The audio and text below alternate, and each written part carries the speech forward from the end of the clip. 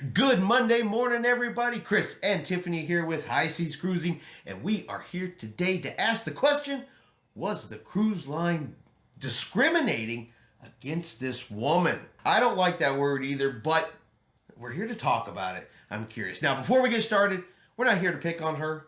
We're not here to make fun of her. We are here to use this as a learning experience. That's what these are about. We all learn or try to learn from some mistakes that are made during cruising, and to me, this is one of those examples, but let's get into the story. So we did have a woman. She was going to board the Carnival Luminosa in Australia.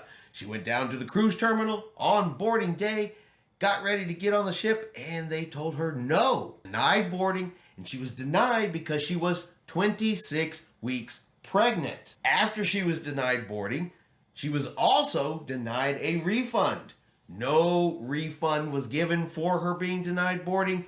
And now she's basically come back and said, well, you know what? The cruise lines, they are discriminating against pregnant women because other forms of transportation, like the airlines, well, you can still fly when you're 28 weeks pregnant.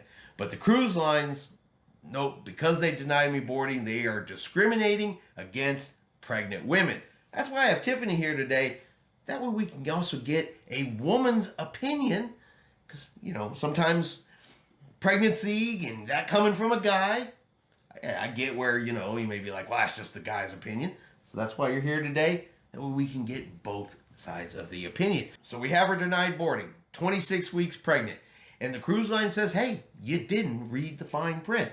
So let's start off by taking a look at what is Carnival Cruise Lines policy for sailing when it comes to pregnancy. I went over to Carnival's website, went under their frequently asked questions, and this is exactly what I found. Guest understands and acknowledges that in addition to the limitations in medical care described in the cruise ticket contract, prenatal and early infant care in particular may require specialized diagnostic facilities and or treatment that are not obtainable during the cruise on board the ship and or ashore in ports of call. Therefore, any guest who has entered or will at any time during the cruise enter the 24th week of estimated gestational age in her pregnancy agrees not to book a cruise or board the ship due to limitations of medical care, both on board and in various ports of call.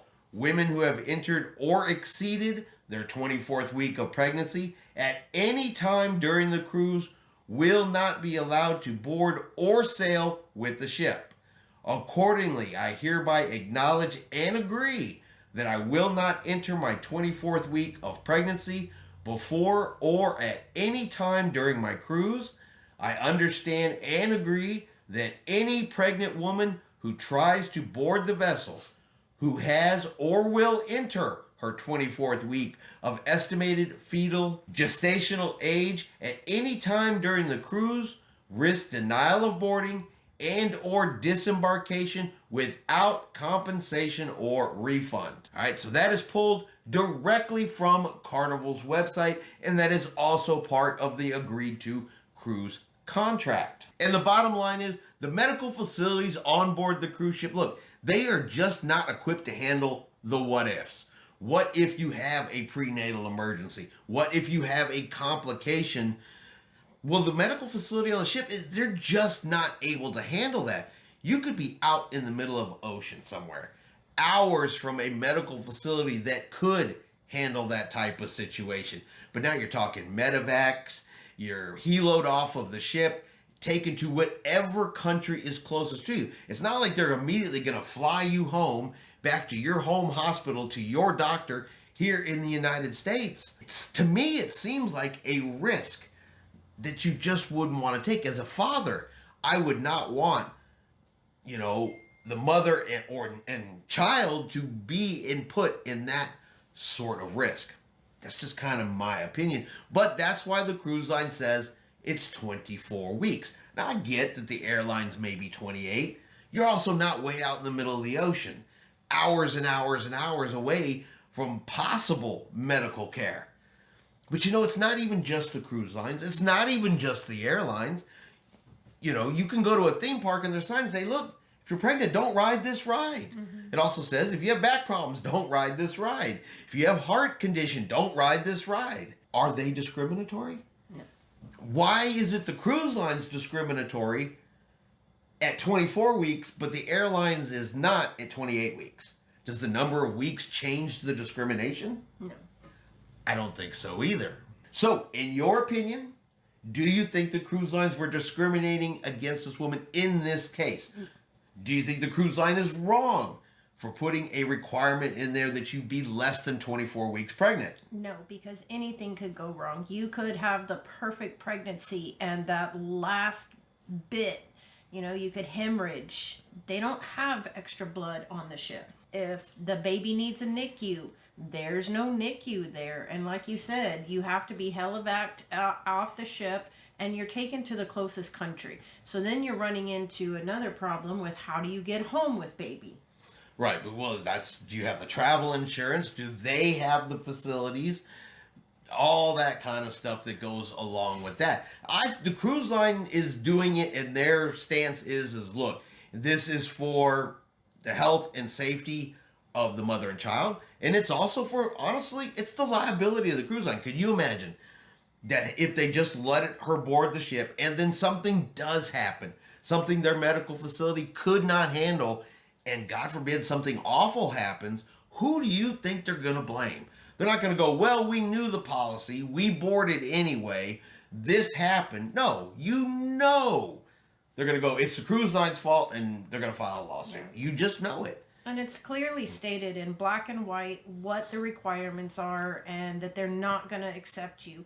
So if you sign that contract, that's a binding document. If you read the contract, though. Yes. You do have to read it to find this.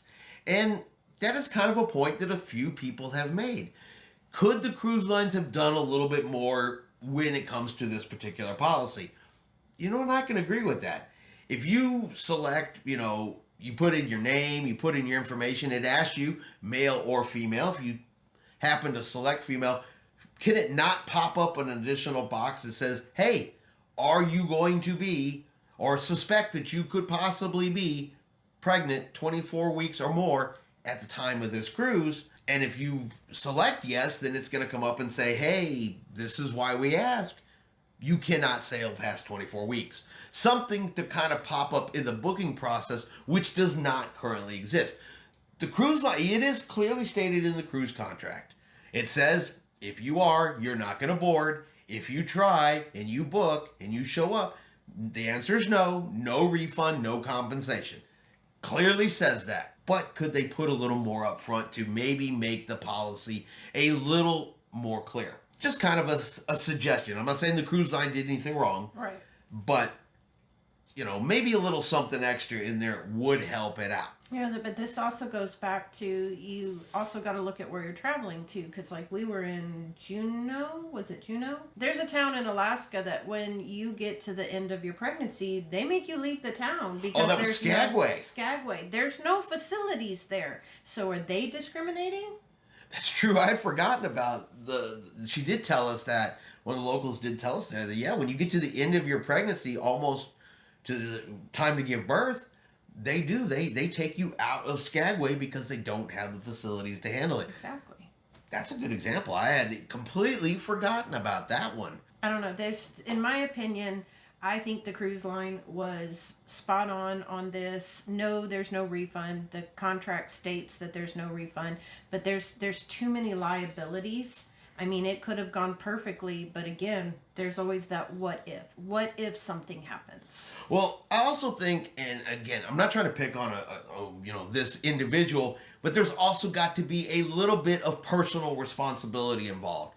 If you book any form of travel, if you're going anywhere, you've got to do some checking. You've got to do some research. You've got to know what the requirements are. You have to have some personal responsibility. If you show up to the cruise terminal and you don't have the correct documentation, that's you. You didn't have the personal responsibility to know what you needed. Mm-hmm. But people always say, well, the cruise line's fault. You know, something else to look at too. Did she have permission from her doctor? A lot of doctors stop any form of travel when you're that far Actually, along. she did have a note from her doctor that cleared her to travel, Okay. as a matter of fact. She did. But a note from the doctor does not supersede Carnival's policies that are in the cruise contract. But she did have a note from her doctor. So she did do that. No, like I said, this is a thing where the fine print wasn't read.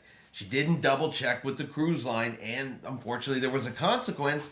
And because it's a direct thing that says in the contract, you can't do it, there is no refund, there is no compensation. Now, there's nothing was said about whether or not they had travel insurance or not, or whether travel insurance would cover in this type of situation. You'd have to get with the travel insurance company to see, is this something that they would cover? Whether or not they're going to do it in this case, we just don't know. Travel insurance wasn't talked about. So it's not like she didn't have it or does have it. We don't know. Mm-hmm. But that's kind of the story. What do you guys think? So that's the story. Denied boarding, no refund.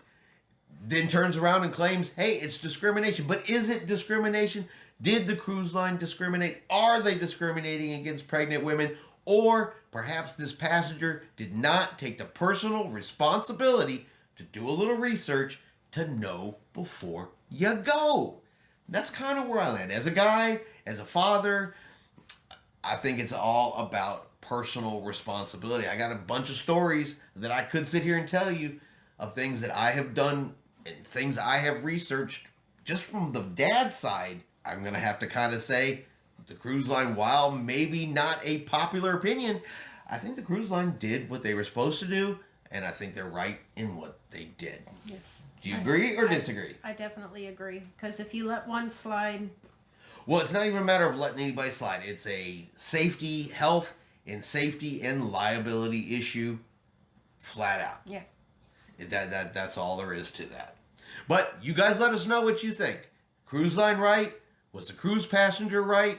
Was there any discrimination at all? I think that word gets used way too much in all the wrong kinds of situations, and I think that this is one of them. And that is going to be our video for today. If you enjoyed today's video, do me a favor and hit that like button. If you haven't done so yet, do me a favor and hit subscribe. It is free to do so. Helps our channel grow. Let you know anytime we put out a new video. Hope everyone out there is having a really great day. And like always, we'll see you out on the high seas.